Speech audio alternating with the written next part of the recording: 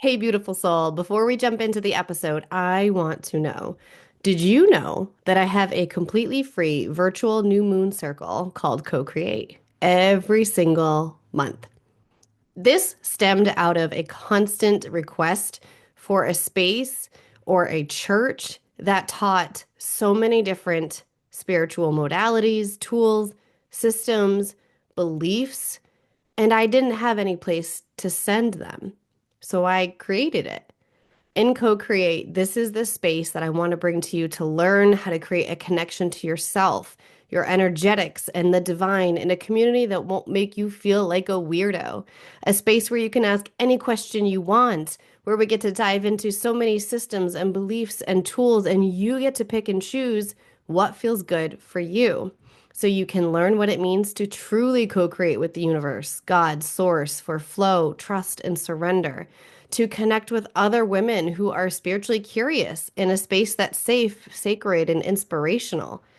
It's your space for you to find your people and lean into new spiritual practices to truly co create with the universe or God or source or whoever you feel connected to. You'll gain tools and knowledge to understand what it really means to lean into the universal laws and become magnetic, all while being held by massive feminine energy. I've been hosting these free new moon circles for almost a year now, and it's definitely one of my most sacred spaces, and it's completely free for you every single month. Diana said that she made a promise to herself that she would work on her personal development and growth journey earlier in 2024.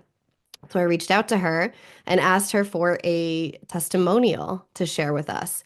And what she said was Adriana's membership community and Co-Create has accelerated that and more. I have had multiple breakthroughs from finding a new career path, improving my mental health by reducing my anxiety and depression through journaling, meditation, and breath work, improving my physical health, doing walking meditations are my jam, strengthening my marriage and relationships, improving my money mindset, and just setting up a routine that complements my design. I've learned to embrace challenges as a sign of growth. I will continuously do my best to be in harmony with myself, with this world, and the universe. I have never felt so seen, heard, safe, and supported. Her community and Co-Create has helped me connect to my true authentic self, to move with grace and intention, to embrace everyone's uniqueness. And we each have a special gift and are collectively part of this world to show and share it this way. Thank you so much, Diana, for sharing all of your reflections and how Co-Create and my community has changed your life. And now I want to share it with everyone else. The link to register is in the show notes below. Even if you register for 1 month, you will automatically be signed up to be able to join every single month for as long as you're on the list. So you don't have to repeat it every month. You will always get on the list. You will always have the Zoom link available. I love you so much. Thank you so much for being here. Now enjoy the episode. Welcome to the No BS Human Design Podcast. I'm Adriana Keefe, human design coach and motivational speaker. I went through my quarter life crisis in my 20s and had to learn how to navigate through finding what I was meant to be doing with my life. I refused to believe in the culture that said we were all meant to have the same path and boring careers until we retire and die. And along my journey, I found human design, a system that reveals your energetic blueprint, showing you where and how to access your body's consciousness and how to live as your true self. Human design changed my life, so I started sharing it with others and changing their lives, but we were all finding the same problem: a lack of resources that explain the system in easy and useful ways. So I created this show where we dive deep into the lessons of the human design system without the BS and the noise you find on the internet. Listen in for lessons in human design, finding your purpose, manifestation and spiritual practices, human design within business, and so much more. We connect with other experts in the human design and spiritual realm in a refreshingly honest way to help you find your way along your spiritual path and live this life with intention. It's time to let go of the societal expectations of being and let yourself find abundance through being uniquely you. Let's get started.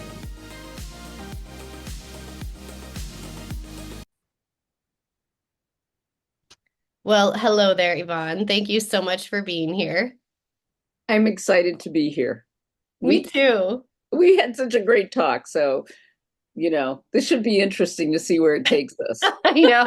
And you have such a wealth of knowledge. I feel like there were so many topics that we could talk on today, but there were a few key things that you said when we first spoke that I was like, oh, this resonates with my soul. So I'm so excited to unpack them here today. I'd love for you to take a minute and just tell everyone who you are. Like if someone was to say, but who is Yvonne? What would you say?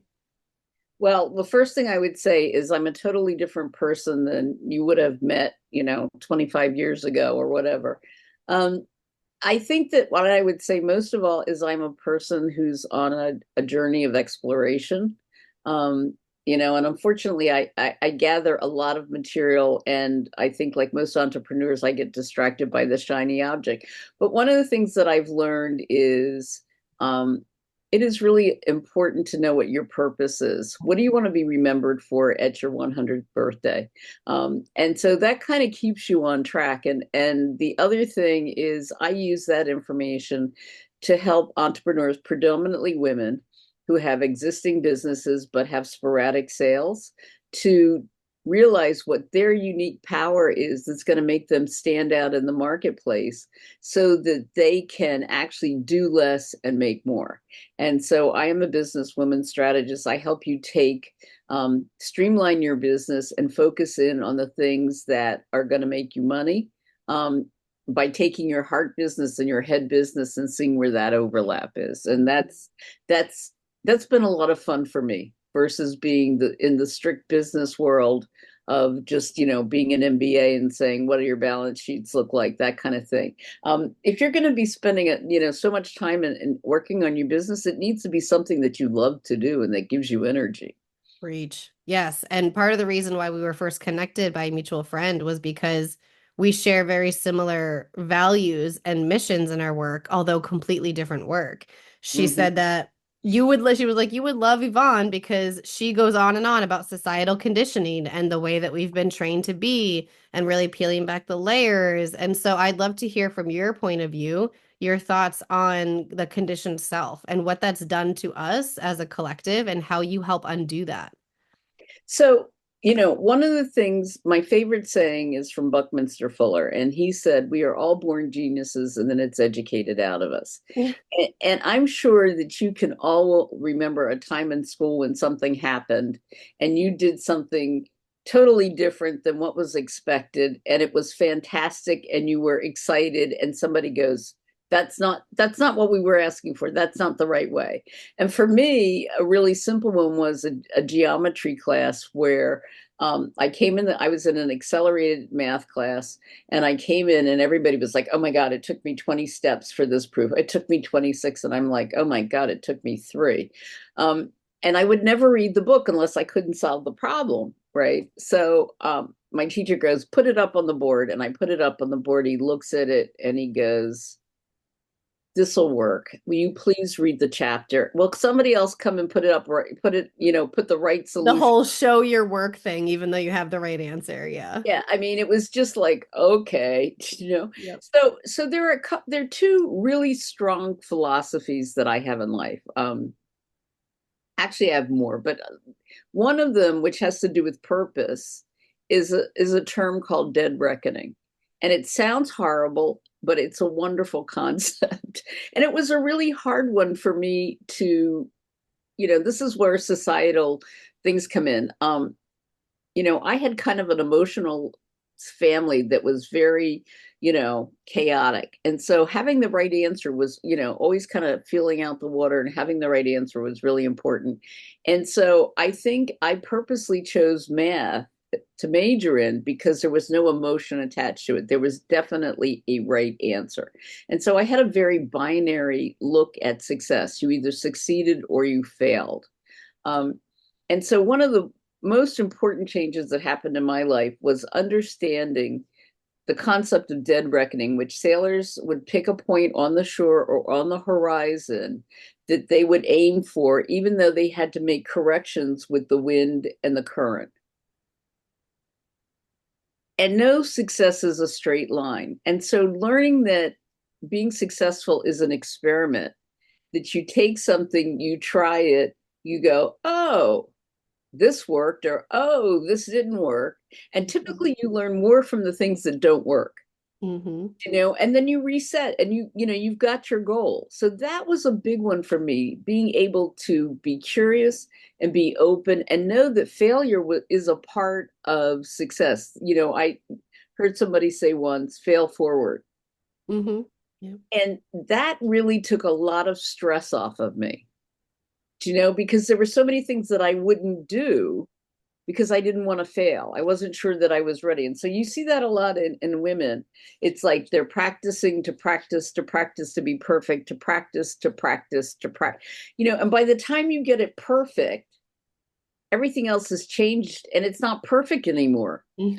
That's so true.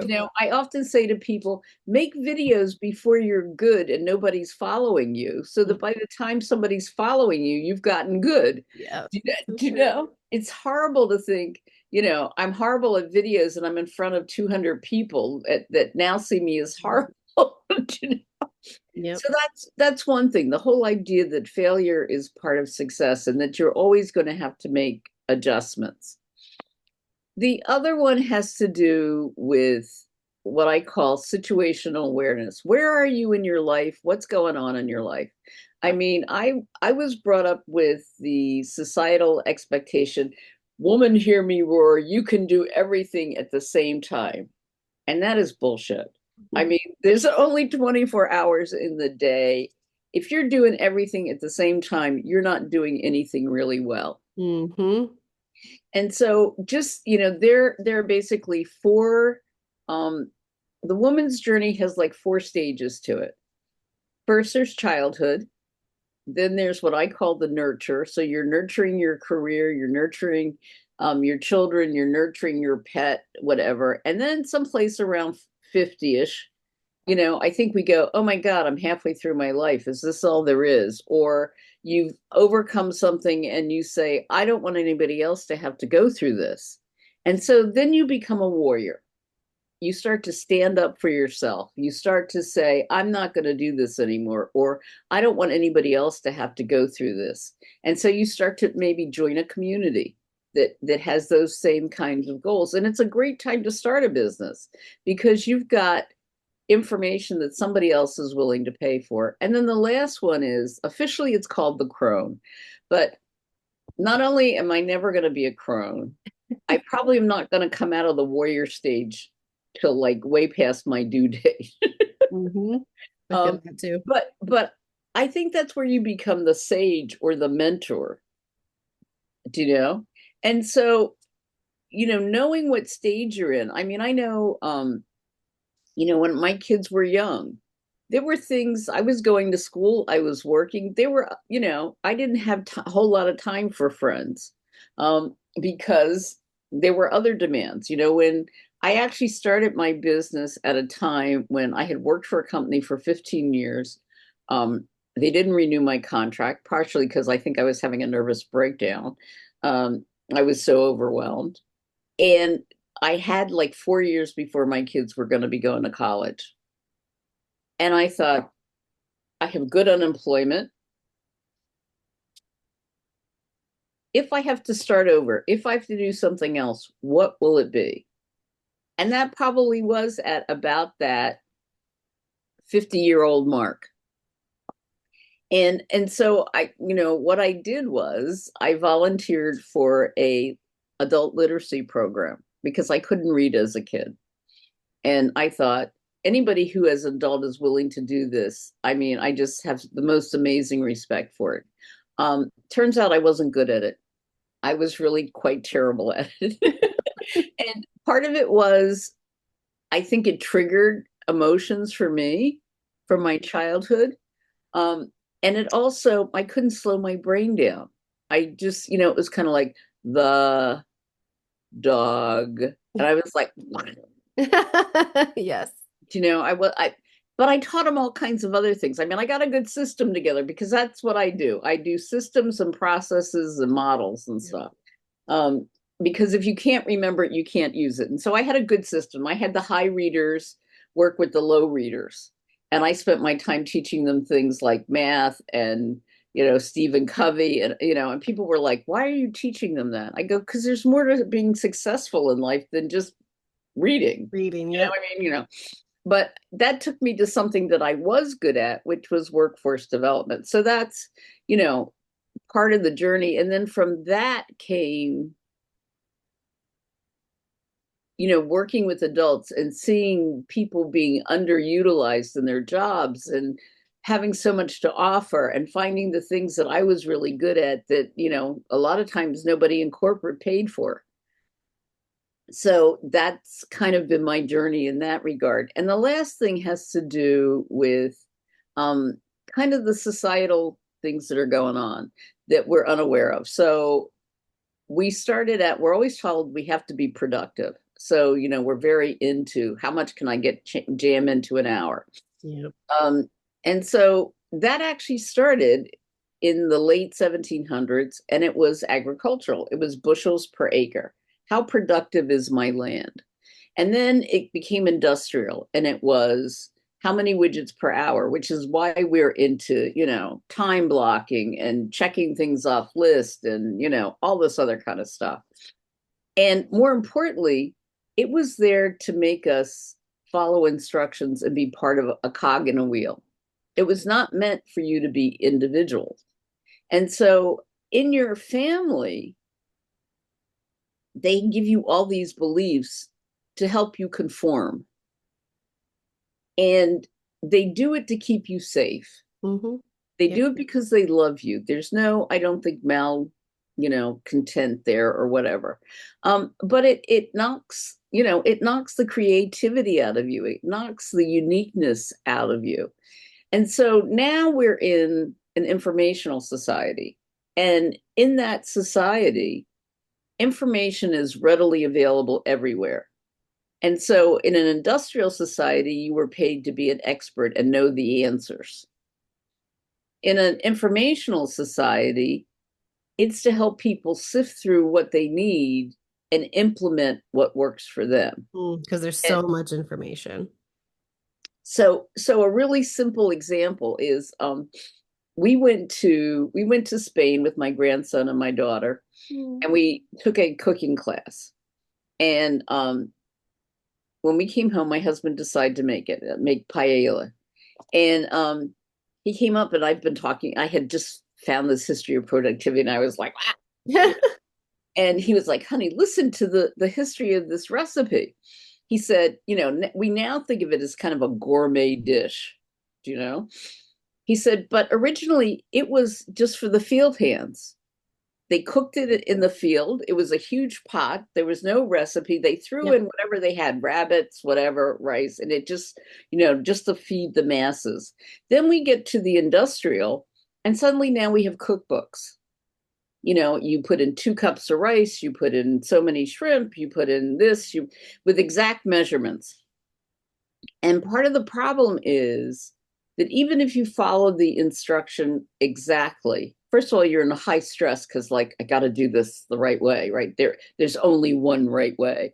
Um, it's never going to be right because your oven's going to cook different than my oven. My taste buds are different than your taste buds.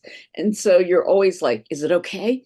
Is it okay? Do you know? I mean, this franticness of, did I get it right? Right. So fast forward a little bit more. My husband goes on the internet. He goes through all these different recipes. He picks out the different ingredients that he likes from the different recipe, and he makes his own version. And it is phenomenal. Is it right? I don't know, but it was good. I mean, we liked it. So those are the undercurrents that are going through your life consistently without even knowing it. And that doesn't take into consideration the fact that the world is constantly changing. So if you're not changing, you're shooting at a moving target that you're always going to miss. Mm-hmm. And my joke was, one day I went.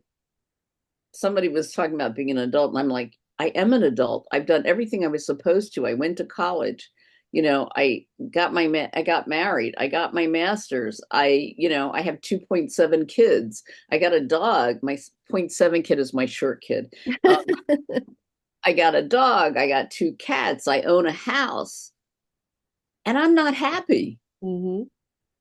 I'm not happy. Not only am I not happy,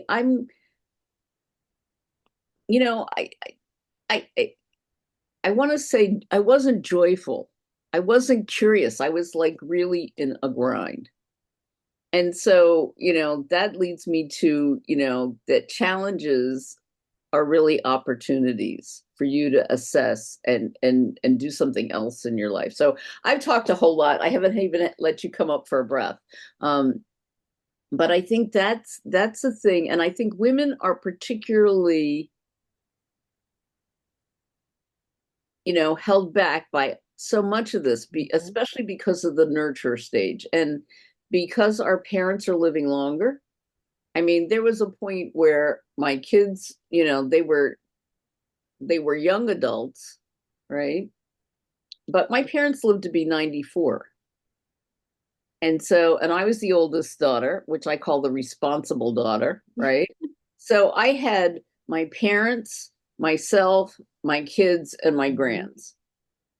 And it was a lot. Hmm. I mean, I had clients that would say to me, if you don't want to talk to me today, and I go, this is my safe space. I mean, I second that. this is a place where I can be myself and Yeah. I don't feel like anything is going wrong, Hmm. you know? Yep, I second that. I'm in not the same kind of time of my life because my kids are still young, but my grandparents just recently moved back up here. And of course, I'm nurturing them. I'm taking care of them. They lived with us for a while they found a place. And it's always like making sure that they're getting to their doctor's appointments. And Hmm. it's a lot. It's a lot that we are doing in this nurture stage and adding all of that stress on top of the societal expectations. Like, I want to be taking care of my grandparents. They did so much for me in my life. I choose to be that for them. And also all the other expectations of what it's like to be a mom or a caregiver, everything else in today's society. I mean, it's no wonder that we just keep going along and then we feel like this shell of a human because we're like, oh, we get to this point in our life where we're realizing we're doing nothing for ourselves at all. And I think, I was listening to one of your other podcasts um and this seems to be the message that I'm hearing this week. I always say if I hear something 3 times, then I need to stop and listen, Yeah. because apparently I don't get it the first time around. But what came up was the idea of just stopping, just taking a pause. Mhm. And I think that can do so much for you, whether it is, you need to refresh, re-energize, whether it's that you need to just walk away from whatever the problem is, right? Or whether it just you need a change of pace. I mean, I have a a technology coach because I'm, you know, and the very first lesson she said, "What I want you to do is when you're having a problem, I want you to sit on your hands." Because we have a tendency just to keep pushing buttons, Hit right? it, try to make it Yeah, work. Yeah. right. And so I had one day that I was ready to like throw something at my computer, and I'm like, okay, we're just computer, I'm giving you a break from me. I'm taking a break from you for the rest of the day. And I binge watched something really nonsensical on TV and just felt great about Yes. it. You know? Mhm. So I think, that's everybody needs a reset, a Mhm. way that they can reset and get back to their best when they're wound out or they're depleted or, whatever. Mhm. And I want to dive into with the life journey. You were talking about the warrior phase, or did you once call it the spiritual warrior phase? It's called the spiritual warrior. And Yeah. and I think as originally I really resisted that because I'm a type A personality. But one of the things that I realize is that when you do what you want, you become more spiritual Mm. because you're really tapping into your soul, and your heart. So yeah, it is a spiritual warrior. Yeah. What in your life's journey what would you say is a spiritual warrior phase? Is it based off of like age or when your kids or whatever you're caring for gets to a certain age and then you start to move into this and shift into that energy? I think it is age, but it's also situational. So, if your kids, you become an empty nester, or they're getting ready to be an empty nester, whatever age that is, because suddenly you've got time. You have some time to reflect. But it also can be where a situation where you've actually had something happen to you that you've overcome. Mm. But it typically is not, it doesn't happen to most people like in their teens or their 20s, because you have to have certain amount of life experience before you can advocate for others, right? Yeah. So for me, um, the big one was when I lost my job. And I was my job. That was the only definition I had for myself. We went I used to work in taxes, so every May we went on like a short vacation, and we always went down to the shore. And I was sitting on this bench, and this marketer, this poor young person came up to me and said, "Would you mind answering this questionnaire?" And he said to me, "What's your job?" And I burst out in tears and said, "I don't have a job. I'm nobody." And this kid was like, "Oh my God." I'm so sorry. So that was kind of the beginning for me, of saying, I have to be more than my job. Mhm. I have to, there's more to me, and I think the other thing, and so that at that point in my life, I said, you know what, from now on, I'm going to say, I'm not going to try to come up with the answer. I'm going to feel free to say, I don't know the answer, or tell me more. And that, it sounds weird, but that for me was a huge thing, because in my family, we really,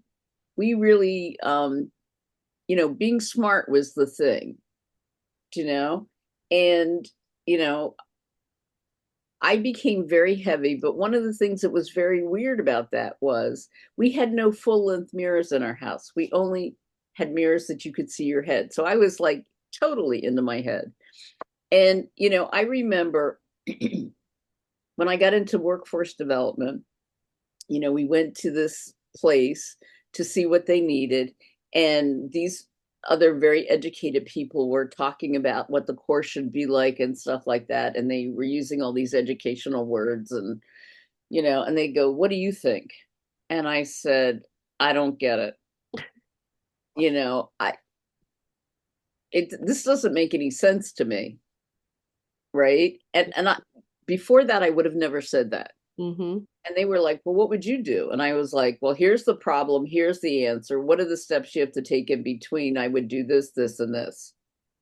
And they went, "Oh my God, we normally spend 3 days trying to figure this out." And of course, my reaction is, "What's wrong with you?" I know exactly. It's I because of mean, our individual gifts. Yeah.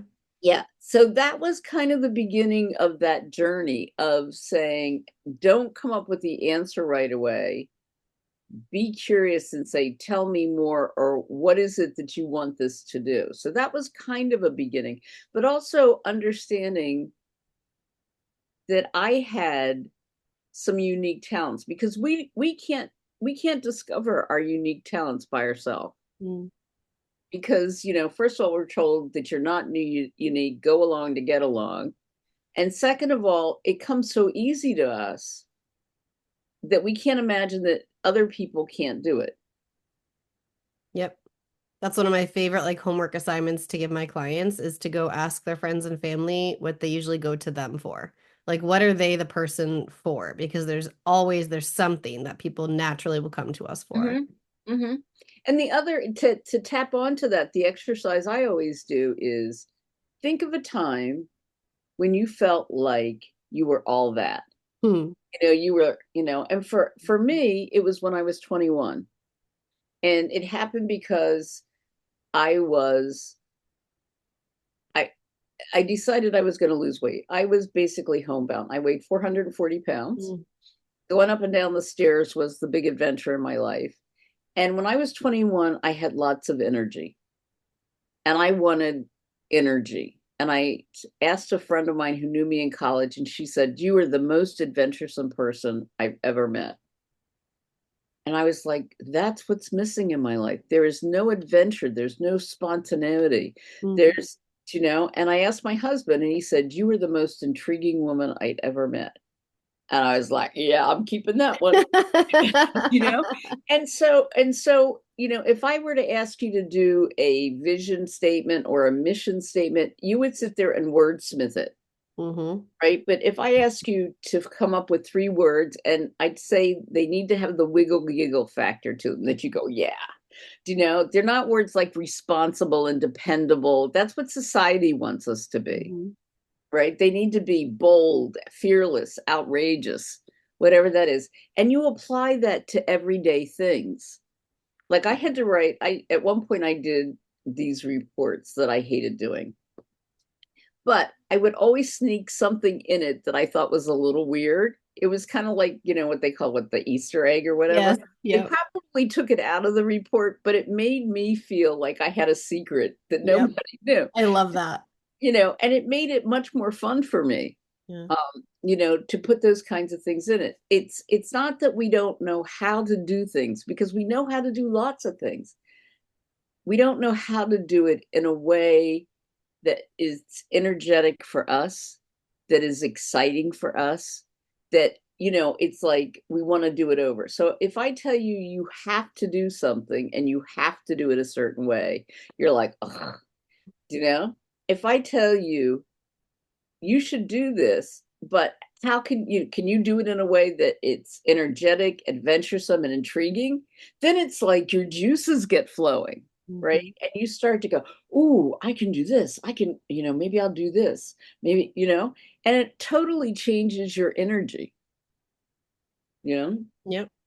I just love how, I mean, I feel like you've had multiple rebirths. I feel Oh, I like you don't have. care about how old you are, and that's one of the things I get all the time is I feel like it's too late for me. I talk about Kris Jenner a lot, who from the Kardashians, who she didn't start her brand until she was 50, and look at her now. And I feel like you just your essence, everything about everything you've done, like you're just not afraid of starting over. And you show so many people out there that it doesn't matter what age you are, how old your kids are, who you're caring for still, or maybe you're not caring for anyone still, that you are still something and you have so much to bring to the world. Maybe it's that adventurous side of you, but I think it's possible for everyone to start over again. Well, I'm 75, Oof, good for you. and it's funny because I feel like I'm just starting. Yes. Yes. Which is not good, because my husband every day is like, "When are you retiring, honey? When are you?" Because he's been retired. But my father, I get this from my father. My, it there. I guess I had 2 role models. My father stayed curious and active, and did things until he died. My mother started dying about 15 years before she died. She goes, "I'm Mhm. tired. All my friends are gone. I don't want to do this." We'd say to her mom, you know, "You got to do." And she goes, "I don't have to do anything. I'm not doing anything. I'm never going to change." It was like, what a waste of a life. I mean, she had these 15 glorious years that she could have done something. And she bemoaned the fact that she had them. Yeah. And so, I kind of feel like, I mean, right now, one of the things I'm thinking about is, how do I get my business to keep growing in a way that I don't have to work at it every day, and that I'm actually going to leave something that somebody else will benefit from, and I can have more time with my husband, and my kids are not going to do what I do. It's not that kind of a business, nor did they have an interest in it, which is a But big there's a mistake. legacy you can leave. Right. Hmm. So, I'm looking at, do I want to have a certification program so I can teach other people what I know? And it'll kind of keep going, that kind of thing. But yes, the joke that I have is, my husband and I have been married 52 years. And I say, we've had 5 or 6 marriages along the way. It hasn't been the same marriage. I mean, we fall in love, we fall out of love. There are times when I wanted to kill him. There are times when I loved him to death. And we grew from that. I mean, we had a couple of philosophies that, the old one that I got from my parents was never go to bed angry. And the other one was that we decided was we would put our relationship ahead of our kids because if our relationship was good, our parenting would be good. Yep. And that seemed to work for us. I mean, and we've gone through different stages and given each other the space to do the things that they wanted to do.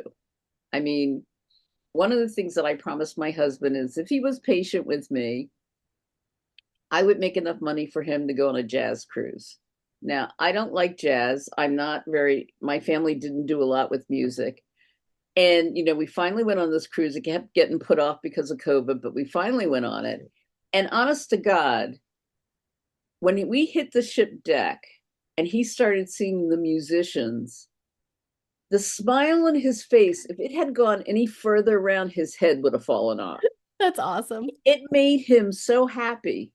And not only that, I got an appreciation because what I realized as a visual learner, I actually like to see people perform. I don't like to listen to it. And so actually seeing people perform and talk about stories about their music, it was like amazing to me. So he was happy and I was happy. And so, we're like, okay, we should do this again because we both liked it, which I never thought I would say. So yes, recreate yourself. And it takes resilience and you have to step out of your comfort zone because there's this feeling like I'm an adult. I should be able to get it right. I'm not going to make mistakes, but you have to think of yourself as a beginner. I'm a beginner in this space. And so, just pour it into me. Let me soak it up. Let me figure out what works for me. And understand. And this is the part that I think, one of the things that you and I agree on is your take on that does not have to be the same take as the guru gives you. You got to trust your gut on some of the things because you've had different life experiences. And so when you get that information in, Yep. you're going to receive it in a different way. Like the joke that I always have is at room temperature, water is wet on this earth, at least.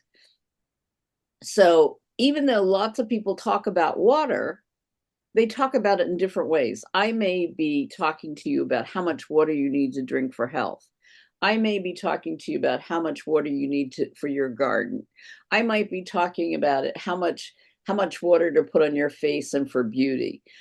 There are lots of different things. And so that's what makes you unique. It's not the water, it's what you do with the water. Right? And we all have things that we do that are different. And it's weird because before COVID, I was coaching executive women in nonprofits. And, typically, and this is true for entrepreneurs too, but typically the head of the nonprofit is the person who founded it. And so I call it personality driven. It's like, this is the way I operate, whatever. And the catch-22 is they're really good at picking other people, but then they micromanage them into mediocrity. They can't let go of the whatever. It's like, this is my name. It's got to, but I would say to them, I decided that I would do a poll and figure out, what they liked about my coaching. And of course, I thought they were going to say, you've got great business skills. You help my team work better, blah, blah, blah. And almost all of them said, you help me get through my life. You make me calmer. Yeah.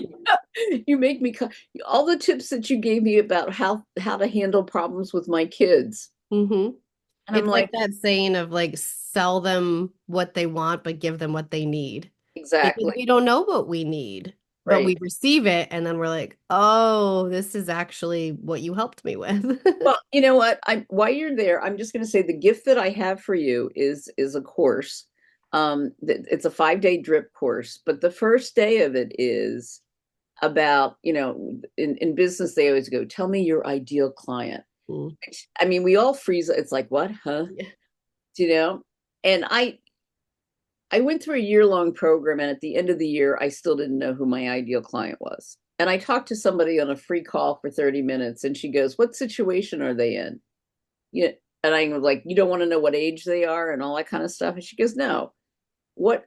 And I was like, this makes so much sense because I did women, I did men, I did couples, I did accounting, I did coaching, I did, so they didn't Mhm. seem to fall in any bucket. But the situation they were all in was they had an existing business that they were ready to scale up and needed to simplify it and organize and put systems in that worked. And so the first chapter, the first, day, it's a 5-day course. And the first course is, let's talk about your best client. Think of 3 clients that you really liked working with. Why did you like working with them? What did they get that they expected? What did they get that surprised them that they didn't know they were going to get? Right? So you can get to see the things that they expected, or the things that are in your program should be in your program, the things that you're talking about, the things that they get that they didn't expect to get. That's your uniqueness. Mhm. That's what makes you special. And I basically reversed engineered the model that I use, which is called RAIN, which is a psychographic model. It's not a demographic model, and reverse engineer it so you can know how to address people at different stages before they find you. So I'm really excited about it because I learned things in it as I was putting it. It was like, oh, I got to say this. I learned this. So I think you'll find and it's short. It's like 20 minutes, each day. So you can get a lot out of it in a short amount of time. Mhm. I love that. Thank you. That for anyone who's listening, for getting access to that, it'll be linked right in the show notes. But I very much second everything you said because I have clients in their 20s and then I have clients in their 60s. And I actually have a lot of clients in that 50s, 60s age because of everything we talked about earlier with ending the nurturing phase and in that space of like, well, what am I doing now? But as a collective, we're all now starting to understand like things can be different. And I Mhm. choose my own sense of faith or religion or spirituality or whatever it is. So if I had to pick a demographic, I I don't know how I would do that because there's everyone from different ethnicities, from different areas of the world, different ages all over the place because we're all having the same common problem as a collective of deconstructing what we've been taught and finding what's true for us. So I love the idea of psychographic instead of demographic. That's why demographic never clicked with me. I was like, that Yeah. doesn't make sense to me. And I think that's the other reason why you have to hear about something from several people, because Mm. one person maybe opens the door a little bit, but you're still skeptical. Somebody else comes at it from a different perspective, and so eventually it's like, oh, this is happening for me, but it happens this way. I mean, um, one of the most amazing things that happened to me recently was, um, I don't think this was you, but I was talking with somebody, and basically the idea was, I think that I believe in collaborations, and I like to, and so to make the collaboration work, I typically compromise. And what this person said to me is, that's not compromise, that's surrender. You're not standing up for yourself, you're giving up. You're saying, Mhm. oh, you want to do this is okay, which explains why the last 2 bigger collaborations were so unrewarding for me, Mhm. because there was nothing of mine in there. But it goes back to my family and the time that we were raised. It was like during the time of civil rights. And as a Black family in a white community, you didn't go out and rock the boat and go, no, I'm not doing this. Yeah. And in my house, if my mother said do something, you didn't go, I'm not doing this. I mean, you wouldn't have lived to see another day, Yeah. do you know? And I was like, oh my God, this is amazing. This is, I mean, Mhm. so there's so much to learn as you go along. And to me, sharing that, I have I'll give you one more model because I don't know how much time we have, but I have a thing called make your learning last. It's learn, apply, share, and then have a trigger. And so you learn something, you see how, too often we go to things and we go, oh, my client can use this. No, you learn it for yourself, you apply it for yourself, and then you share it. When you share it with somebody, you get to say it out loud, you get to see where it makes sense or it doesn't make sense for you. But it also gives you credibility because people see you as somebody who's willing to share information and help them. And then you have to have like be proactive and say, when am I going to use this? I applied it the one time, but when can I really use it?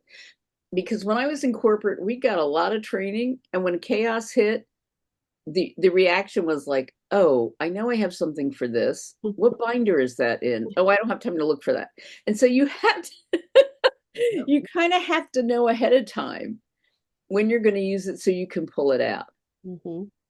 And that making learning last, like that's exactly how I learn. I think that's how a lot of people likely learn. That's where you came up with this model, but that's what I do is I learn and then I apply it in my own life and then I'm like, okay, I need to share this a lot. And so you'll see I do certain workshops Mhm. more often because this is something I'm really trying to hone in on my skills on, and then I'll talk it out loud and be like, "Oh, that didn't it just happened yesterday." I was like, "Well, I'm going to go back and tweak that because that something was off there."